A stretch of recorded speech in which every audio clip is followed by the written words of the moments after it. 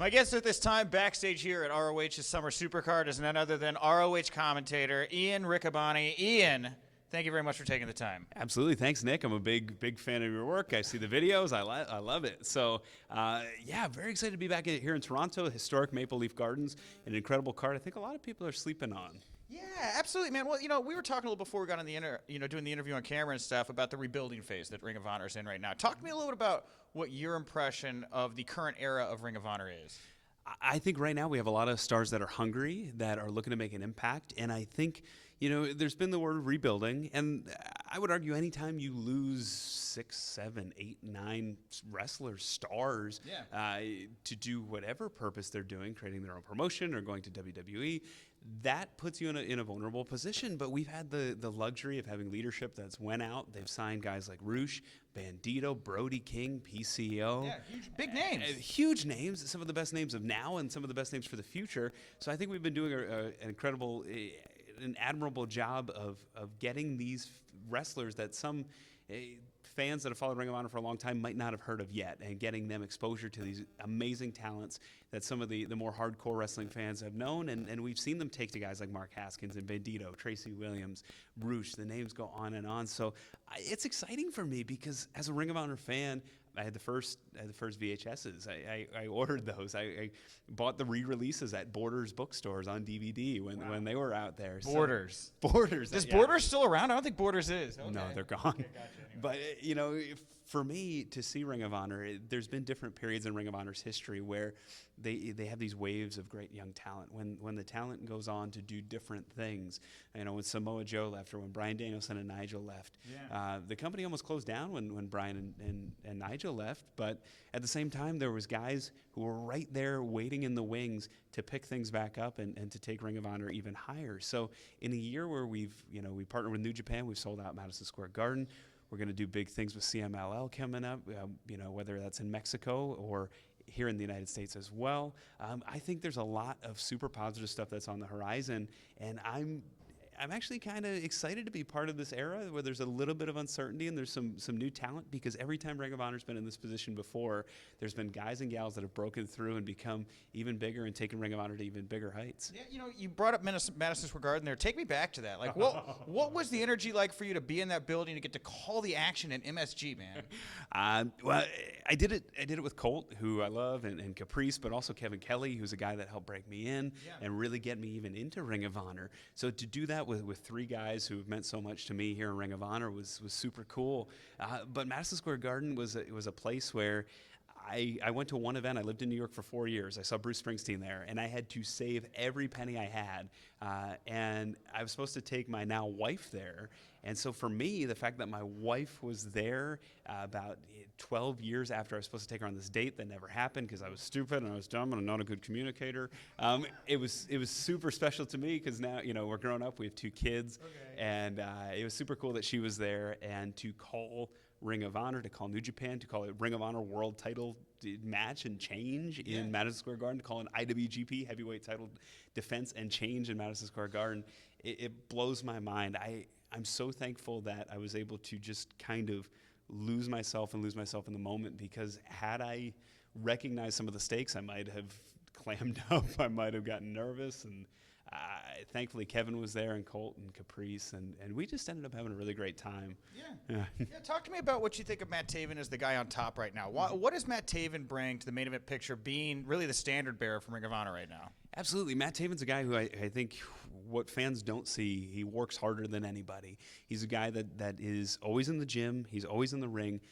He's an accomplished wrestling trainer at XWA up in New England. Yeah. He's a guy who is an amazing positive influence in the locker room, but he's also truly deep down inside one of the most talented wrestlers in the world right now. Yeah. And CMLL actually had an opportunity to see that first. He was in the main event last year at their equivalent of Final Battle, or their equivalent of WrestleMania, at the 85th anniversary, and he shocked a lot of people who didn't really know that side of Matt Taven was in there, and I think even turned some heads in Ring of Honor. We've all known he's had great matches with guys like Will Ospreay.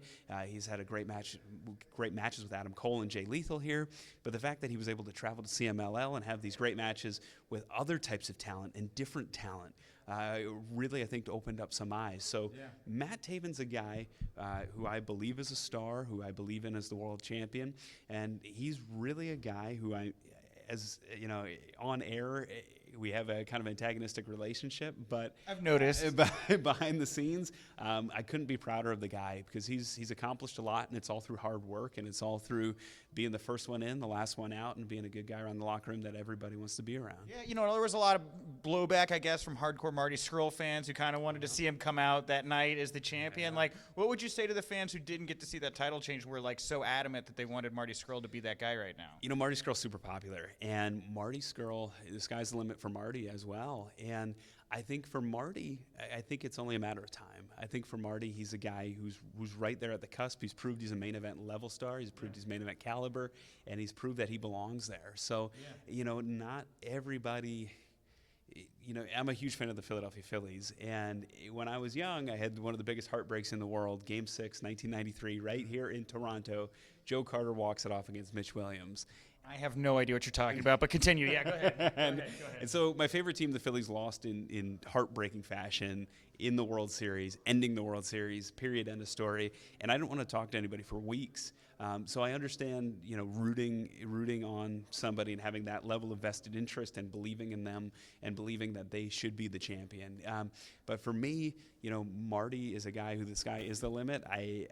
I think not now is not never, and I think he's a guy who will continue to be in the world title picture. Well, last wrestler I want to ask you about before I change topics a little bit was, you know, you talk about how you were a tape trader, right? Like, you had all the ROH stuff. You were going to Borders for content. Alex Shelley's here. He's in the main event, one of the foundations of Ring of Honor. Talk to me about what it's like to have Alex back, and like for you again, it's like, you know, to get to call a match of this of Alex Shelley, like such a pinnacle match for him. Yeah, so I think about some of the huge names that I've called this year for the first time. Great Muta, just incredible. Some of the amazing CMLL stars, like tonight I'll call Barbaro Cavernario's first Ring of Honor match here, and he's a huge star in CMLL.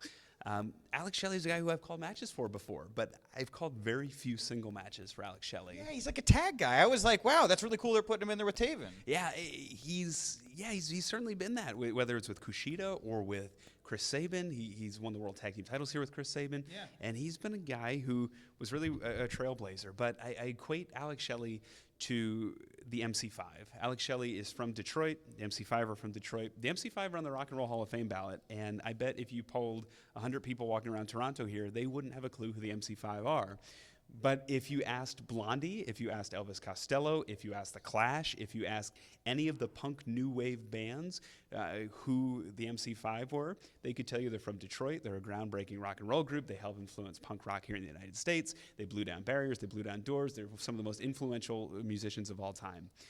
That's where I see Alex Shelley. And for Alex Shelley tonight, he can go from the class of the MC5, where his contributions to Ring of Honor cannot be understated, and his contributions to the careers of the Young Bucks, to guys like Kushida, to guys like Jay White, to Jonathan Gresham, can't be understated. He can go from that class to suddenly in the class of another Detroit rocker, Alice Cooper, a guy who's in the Rock and Roll Hall of Fame, who's had the big hit singles, who has the marquee, the name on the marquee, and he can do that with one match here tonight. He can go from, consensus all-time great trailblazer to consensus all-time great, period, no qualifier, and he can do that tonight with a win against Matt Taven. Yeah.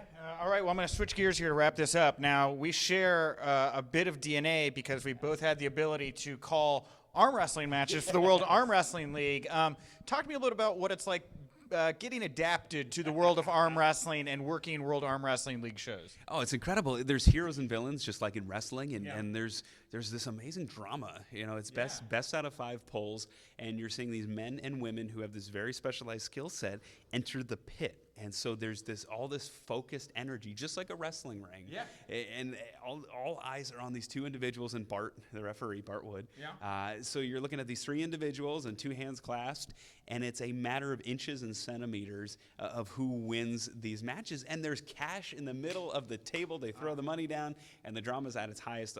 I love being part of the World Arm Wrestling League broadcast, and I'm really excited. I'm hoping to do some more with them next year. But it's just like wrestling, and there's this weird art to it. There's this weird drama, and if you like sport, if you like entertainment, it is something where you're going to love the World Arm Wrestling League. It's easy to watch, it's easy to view, and it's something that I don't know. I didn't know what to think of it when I was approached, and then I got there and I was in the moment and I was into it. I loved it. So if you like wrestling, give the World Arm Wrestling League a try. It's a lot of fun. You know, you talk about it like it is a wrestling match. Do you think an arm wrestling match could work on an ROH card, maybe at intermission or something like that? I've talked to Jay at the World Arm Wrestling League, and we partnered up for the night before G1 Supercard. I was there. I called the action with Taven. Yeah, PCO ended up coming out the champ, and you know, I could see a place for that in pro wrestling. I mean, I always loved the Jesse the Body arm wrestling competition with guys like Tony Atlas, Rick Rude, Van Hammer. Yeah. You know, those that was fun. It was a little bit different to spice things up, and I think that could be fun here in Ring of Honor. Bring Van Hammer to ROH. That's literally why I said that, because that's what I want to say. Great, awesome. So Ian, I'm really glad we got to bring up Van Hammer. That's a big plus for me. Is there anything you want to plug, promote, put over here before we wrap up the interview? Can I bring up Scotty Riggs? I thought I saw Scotty Riggs at Disney World. It was not him. I introduced myself, and it led to me being friends with Scotty Riggs on Twitter, which is pretty cool. Okay. So, but things I want to plug. Ring of Honor, huge night tonight in Toronto, but coming up, Atlanta, Nashville, Global Wars Espectacular with all the stars of CMLL against the stars of Ring of Honor. It's going to be 3 great nights coming to Dearborn, Chicago, Milwaukee. I'll hope to see you in Chicago. I will be there in Chicago, awesome. Absolutely. So yeah, those are going to be 3 great nights, and you know, I have a T-shirt right now on ROHWrestling.com. It says Happy Wrestling. That's how I sign off. The money goes to the Bradbury Sullivan LGBT Center in Allentown, Pennsylvania. Dude, that's so awesome what you're doing. Yeah, and Ring of Honor's been a great partner too. You know, say what you will, but Ring of Honor really helps the wrestlers, the commentators, the crew. You know, helps advocate for the causes that we personally believe in. So thank you to Ring of Honor for allowing me the platform to do that. And we put it up for Pride Month. It was super successful. So I thank everybody that bought one, and we've decided to just keep it up in perpetuity. So any money made off of that is going to go to Bradbury Sullivan. So thank you to everybody that bought one. If you haven't, check it out, ROHProshop.com or ROHWrestling.com. That'll get you to the same place, and you can check it out there. We're done.